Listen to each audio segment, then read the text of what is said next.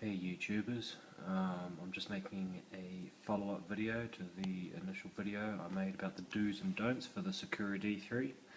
In this video we're just going to go through a few upgrades that I've purchased since the last video, my setup, and at the end of the video I've got a 40-second clip of my Sakura on a friend's track at his place.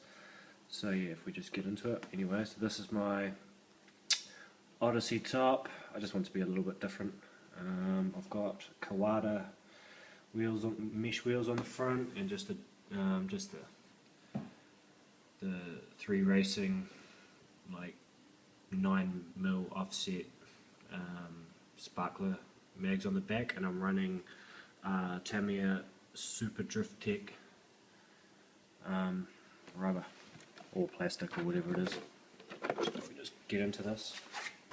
Okay, so since our last video, what I have got is I've got the bulkheads. Okay, and they're pretty good because they keep everything solid and they look cool.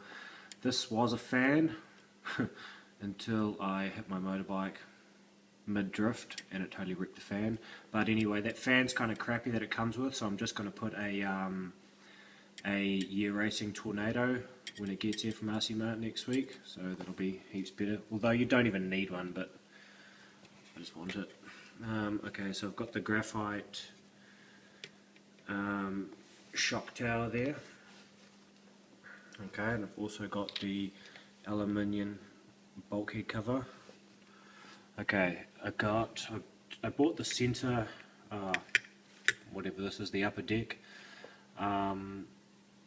but I haven't got the bottom chassis that you can buy. I just didn't really see the point at the moment, so I've pretty much got most of the upgrades. But yeah, so if we head towards the back, I've got this was out of stock. It's out of this piece, whatever it is out of stock everywhere, so it's hard to get at the moment. But I've got the rear bulkhead cover, and the carbon and the graphite stay. Okay, anyway, so the setup that I'm running at the moment, okay, we just go in here. We'll talk about the suspension first. Okay, in the front I'm running 300 oil, okay, and I'm running the D3, I think the pink springs, so they're not the softest, they're the second softest ones. I think white is the softest. So I've got them wound right down, but like the car, it's pretty soft on the front. Like it's pretty soft on the front, but I like it because it just keeps the front nice and steady on the mid drifts. So yeah, 300 consistency on the shocks. Okay, on the back, spin this round. On the back, I've got harder oil. I've got like 500, I think 500 or 550 consistency, and I've got the hardest. I think they're the hardest springs. Purple. I think they're purple. The purple springs. It's the hardest of the second hardest springs. I can't remember now, but yeah. So they're pretty, and I've got them, at the top point here. So they're pretty. It's pretty solid at the back. Like there's not a lot of suspension. Like.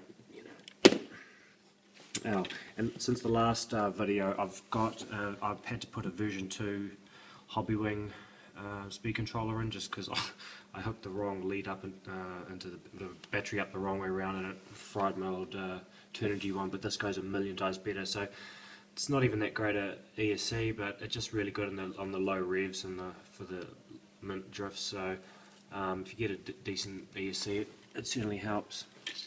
Okay.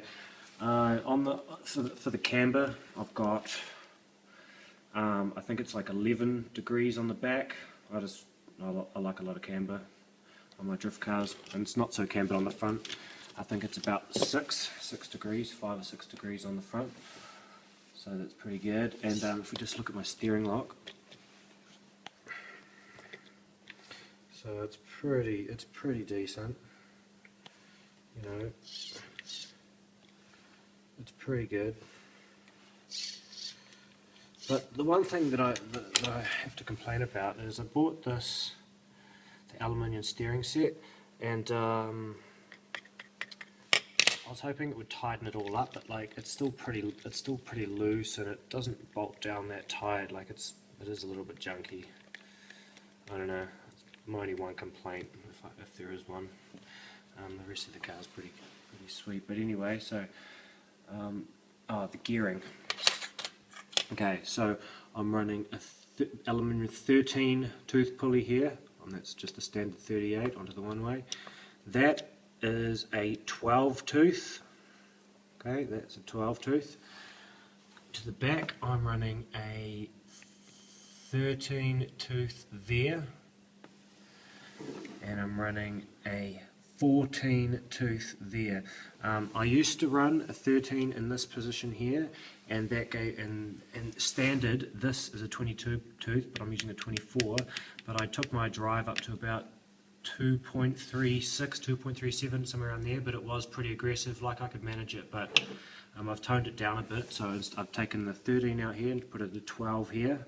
There's 12 onto the 13, and that gives me an overall drive ratio of 2.16, which is about 1% more than standard. So it's pretty much like how it comes out. But for the bigger open tracks, I think that I'm going to have to tone it down to about 1.8, you know, to get more in line with the other guys in the TO5s.